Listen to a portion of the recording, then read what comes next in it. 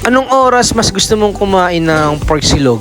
Umaga, tanghalian o hapunan? Ako, kahit anong oras. Wait lang, ako nga pala si Tono B, isang small content creator. Kung bago ka pala sa page ko, paki-follow naman.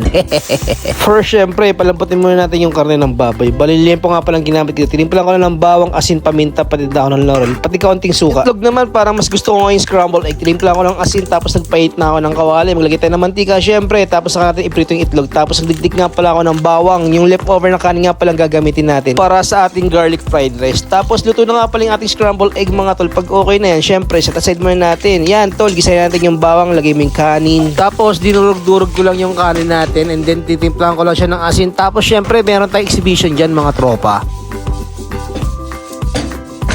Ganun lang kasimple yung garlic fried rice ko. Tapos mabalik natin doon, pinapakuluan natin na karne ng baboy. In-air fry ko na lang mga tol kasi medyo matagal magprito. So sawa natin, suka, bawang, sili, pati paminta nga lang pala to. So ayan, makalipas nga ng mga ilang minuto, siguro mga 20 minutes, luto na nga rin pala yung ating liempo mga tol. Tapos syempre, titikman natin yan, diba? So kung gusto mong geto ng luto sa pork silog, napakadali lang, kayang-kaya mong gawin sa inyong mga bahay. Ang lakas talaga makasira ng diet pag silog talaga kinakain mo, no? So paano mga tol, magpapaalam na ako, tapos ayun, bye-bye.